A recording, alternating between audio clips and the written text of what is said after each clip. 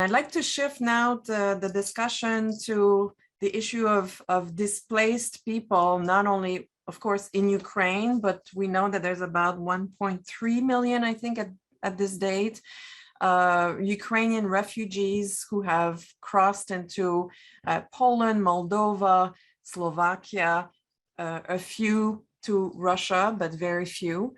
And our next speaker is Professor Brian Porter-Szucs, who's Thurnau Professor of History at the University of Michigan. He's the author of several books on Polish nationalism, Catholicism, and modern politics, and he's currently researching a book on the origins of neoliberal economic thought in communist Poland.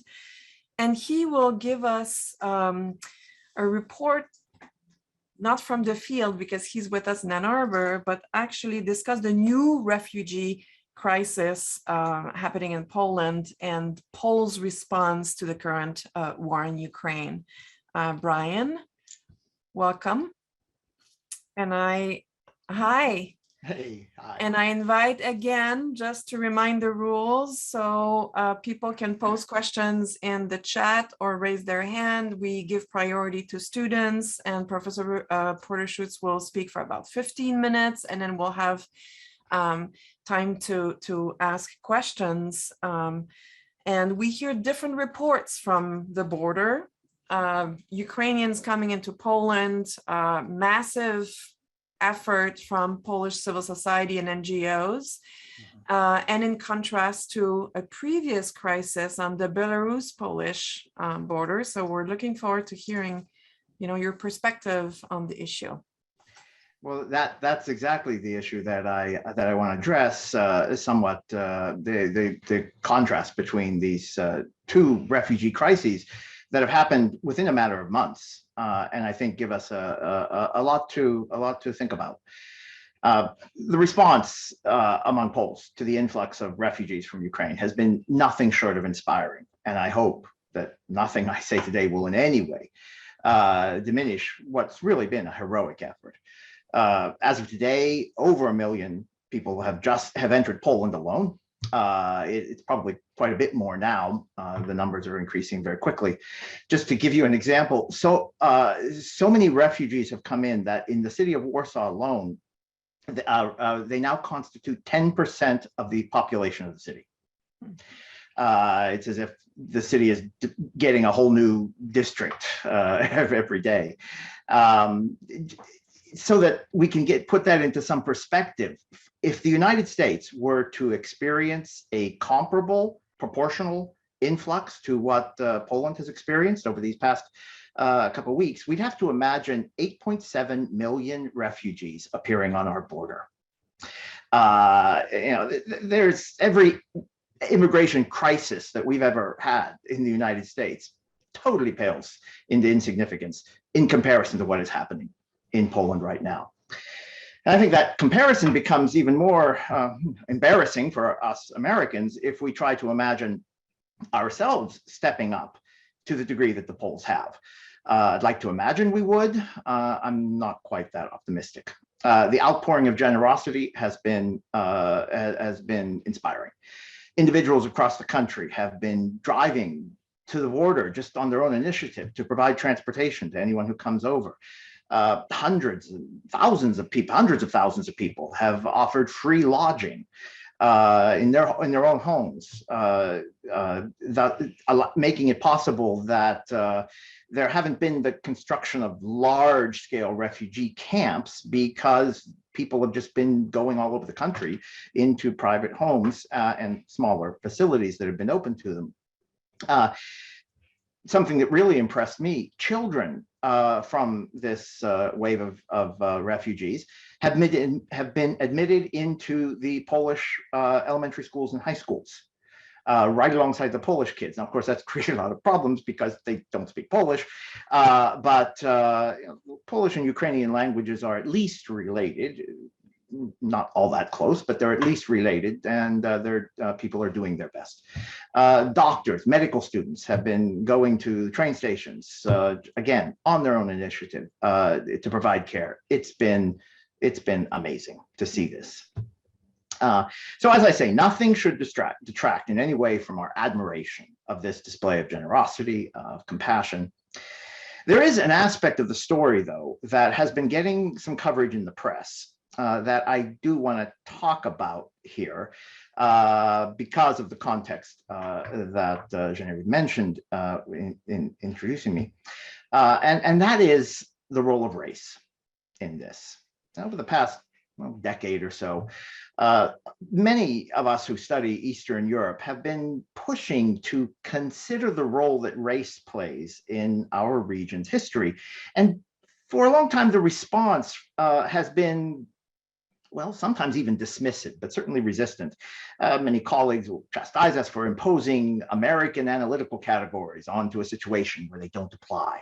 After all, say, Poland is as close to racially homogenous as any country could possibly be, so how could that category of analysis be of any relevance? Yet the power of race as a concept that has been exposed over the past year has been stark. Last summer and fall, several thousand refugees, many thousands of refugees from Afghanistan, from Syria, from elsewhere in the Middle East and Africa appeared on Poland's eastern border, the border with Belarus. Now, they were brought there in an overtly cynical move by the Belarusian dictator, Alexander Lukashenko, who was hoping to provoke a political crisis in Poland and in the EU, and he did. He knew that the government in Poland, which is led currently by a far-right nationalist party called Law and Justice, would never accept those immigrants. They had already expressed their hostility to immigration in general. And so Lukashenko counted on the world being exposed to pictures of desperate people being turned away at the Polish border. And indeed, that's what happened. Moreover, those who did make it past the guards were wandering in a pretty densely forested region there in East Central Poland. Some of them have died. It's been quite horrible. And now Jarosław Kaczyński, who is the de facto ruler of Poland, responded true to form. He declared martial law along the border with Belarus, making it a crime to provide aid to the refugees and blocking all independent journalists from that region. The only reporting from the region is from state-run media, which is controlled by the ruling party. Recently, they've even begun construction of a border wall. Now we have the situation where just to the south, a few hours, 150 kilometers to the south, people are being welcomed into Poland by the hundreds of thousands, with in many cases not even needing to show documentation. I was looking at the regulations that were just just released last week for the border guards themselves, and they are told that if a Ukrainian citizen comes to the border and doesn't happen to have their documentation, they should still be let in. What in practice this has meant is that anyone who looks Ukrainian gets in, anyone who doesn't does not, or at least faces obstacles. It's been we've heard various stories about the fate of non-Ukrainians who are residents of Ukraine, who are fleeing the war and who have tried to come in as refugees. Many have been accepted. I think most have gotten through. Quite a few, though, have not. And I should emphasize that by all accounts, those who have gotten through have been greeted on the other side by individual Polish citizens with as much generosity as would be shown to anyone else. But the government policies on the border have been less clear-cut.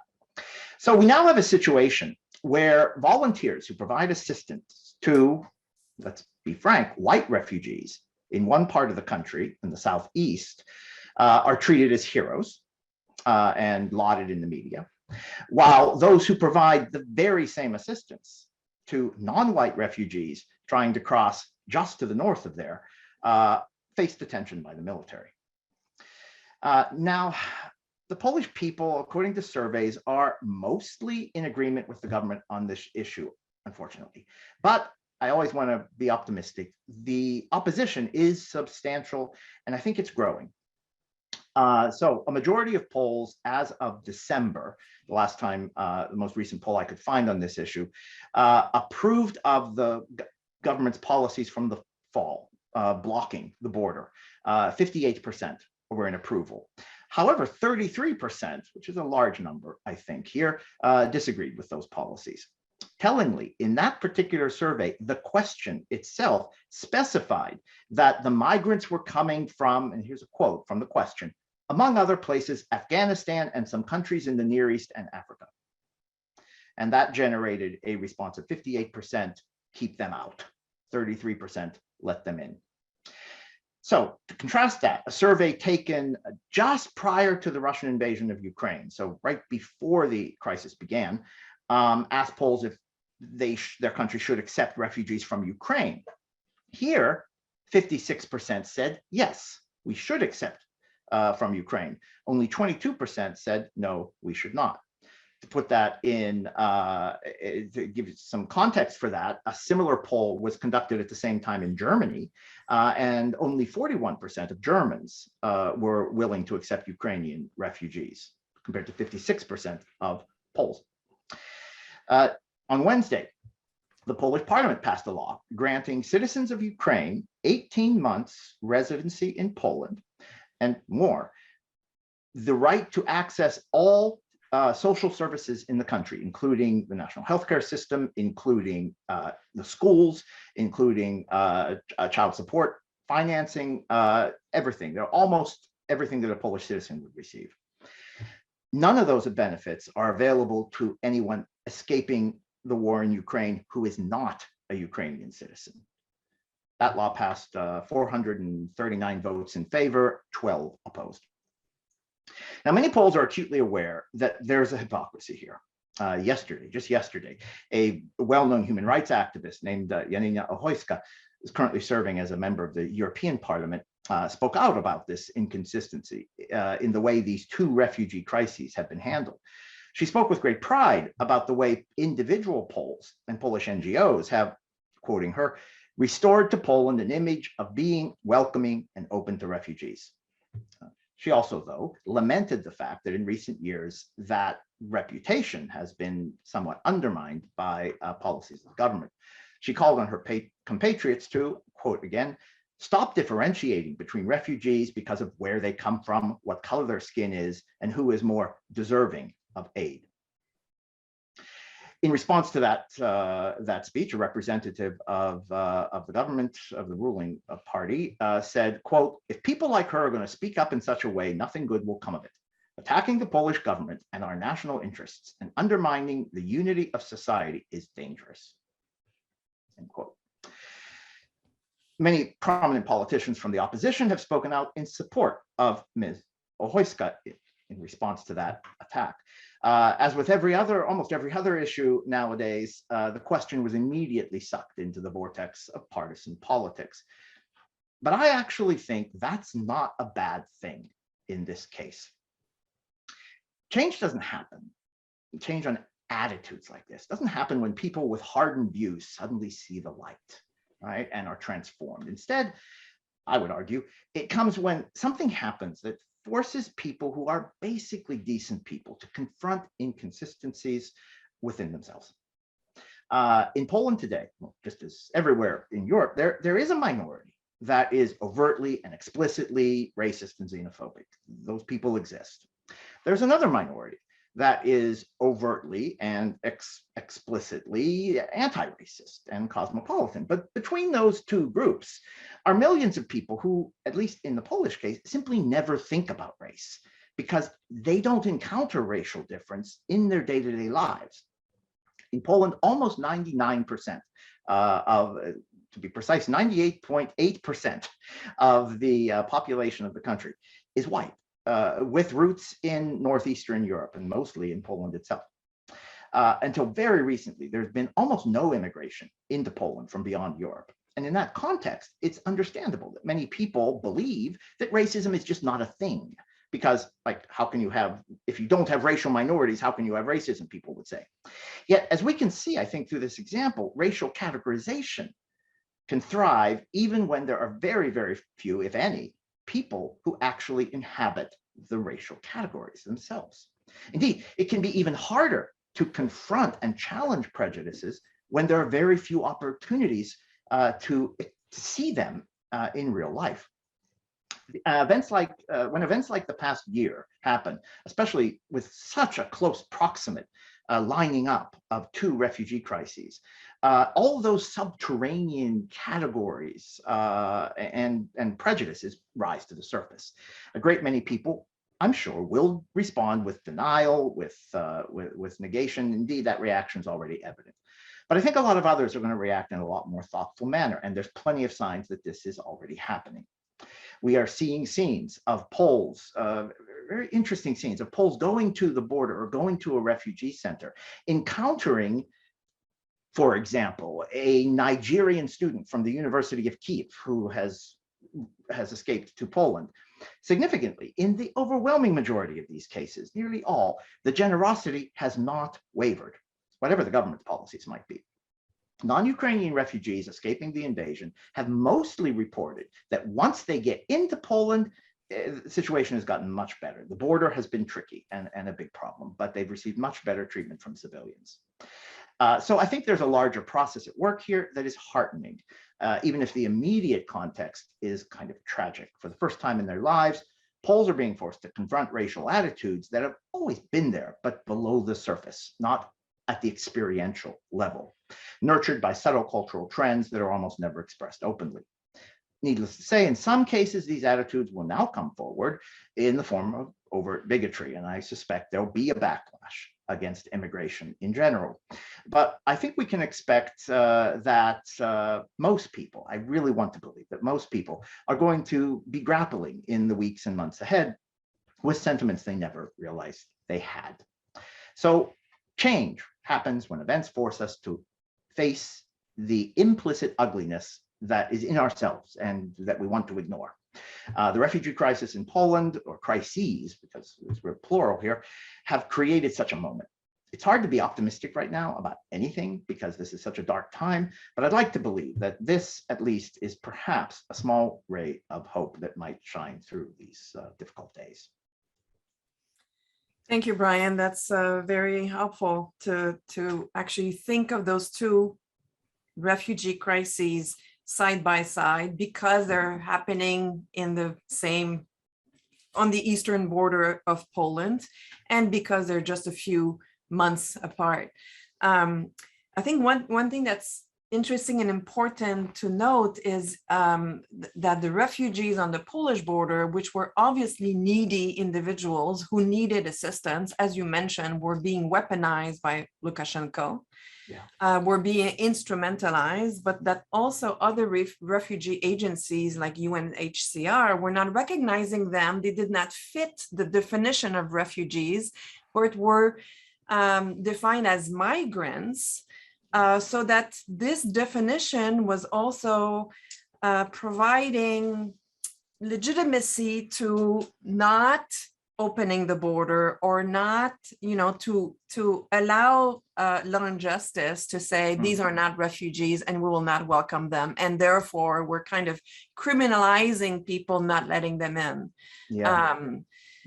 So that's an issue that's was bad in terms of the supranational organizations that regulate and assist refugees.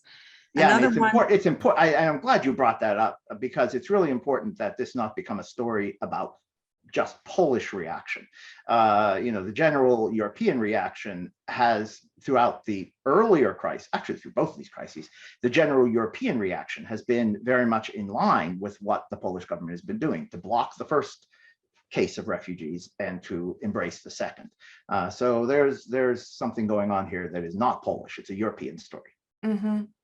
Another thing that I wanted to perhaps to ask your thoughts about is about the fact that many Poles have origins in Western Ukraine, that they themselves, they not only, it's about whiteness, right? That Ukrainians are like them, but also that there's a large Ukrainian minority already in Poland, and that many Poles have Ukrainian origins, at least in terms of, past, where their grandparents, great-grandparents were from, and that might facilitate basically this kind of overwhelming support for Ukrainian refugees.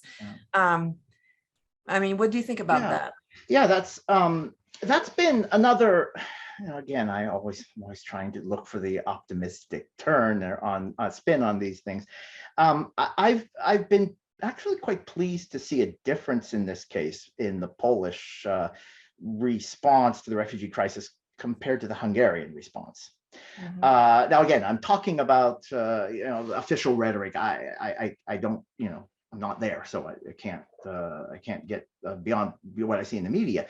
But in Hungary, there has been an explicit preference for Ukrainians of Hungarian descent.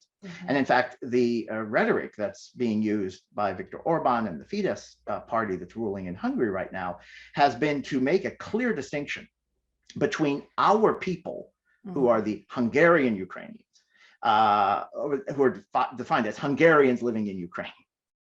And even though they always lived there, they're Ukrainian citizens, but our people and the Ukrainians, who Viktor Orban doesn't want to help because he's has been very close to Putin.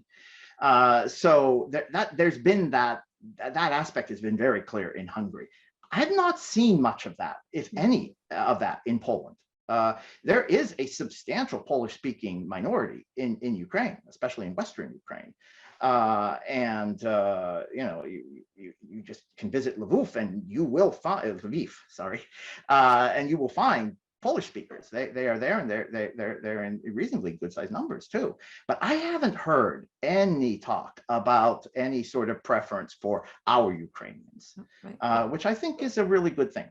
But of course, what the preference for Ukrainians because of deep intertwined relationships between Poles and Ukrainians. Now that has definitely been a thing. Although, it's worth noting that it wasn't that long ago when people would talk about, irresolvable ethnic conflicts between Ukrainians and Poles. Would tell the story of Ukrainian history in a way that was very set against Polish domination, or Poles who would tell this story that would emphasize moments like the infamous massacre in Volhynia in World War II, where tens of thousands of Polish peasants were murdered by Ukrainian resistance fighters. And so, this rhetoric of struggle and hostility used to be very strong, and it has really faded away in recent years to a large degree, I think, because generally speaking, a nonpartisan issue in Polish politics has been that the Polish government supports the Ukrainian government, no matter who's in charge in Kiev and who's in charge in Warsaw. And that's been true for 30 years. And that's had huge effects. Also, there are more and more Ukrainians in Poland. The construction industry right now, actually, the construction industry right now in Poland is facing a crisis because they've lost such a percentage of their workers because they were Ukrainian and all domestic workers. And domestic workers. Absolutely that, and all sorts of people without documentation have been working in Poland. Migrant farm workers has been a huge issue as well, and now all the Ukrainian men have gone the other way at the border. So although the vast majority of this wave of migrants are women and children, this also might help with the sympathy issue, perhaps. I suspect surely. But this is creating an interesting question for the Polish, in the Polish economy right now, because there's a serious labor shortage at the moment. even at a time when the economy is really struggling, because the after effects of this war COVID. are being felt in Poland intensely. The Polish And currency, on the back of COVID. and on the back of COVID. And in a region where, when you look at the map, the rates of COVID, I'm personally concerned about this. I mean, are very high. They haven't really gone down like they have here in the US and in Western Europe. The vaccination rates are last I checked, still under 30%. Yeah, it's really not good. Right. So we have a couple questions that I'm going to ask, and then we are going to switch to our next speaker. One is Ben Paloff asking if you could comment on the Polish Catholic Church's action or inaction in support of refugees. So what's the Catholic Church been doing? Kasia Klitninska, you probably don't have time to address this, but she's making the point that what you're describing about the fact that there are very few racial minorities in Poland, as is the case with Jews, also allows stereotypes and anti-Semitic and racism to grow, and that is perhaps also why the fact that there's so many Ukrainian students, domestic workers, and construction workers that are integrated into Polish society, that anti-Ukrainian sentiment might not, is not something beyond this issue of race. They are in Poland. So there's the church. You might want to comment on what I just said. Katie Wróblewski, how do you see those ideas of race in the Polish context mapping onto scholarship that explores Polish colonial attitudes toward Ukrainians? And then if you can kind of respond in 2 minutes, if you don't mind, and then stay on for the conclusion, perhaps. Yes. Yeah, 2 minutes. Okay. The church has been okay. Whenever we talk about the church in Poland, that's really hard, because are we talking about the institution and the episcopate, or are we talking about individual parish clergy and parishioners?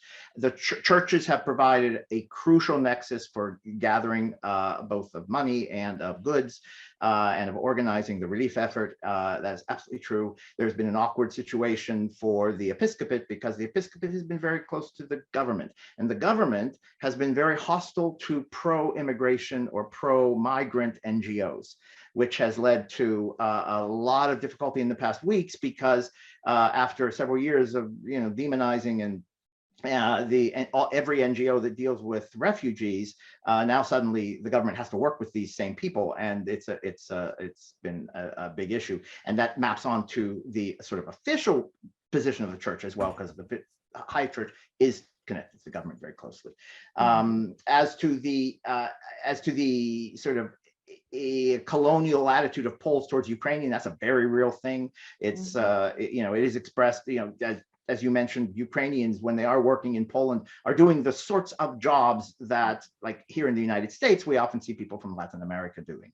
And so the attitudes and the relationships are very, very similar to the ones that we know. So a desire to, what I think is different from the American situation is that we're more than happy to have in this country undocumented workers,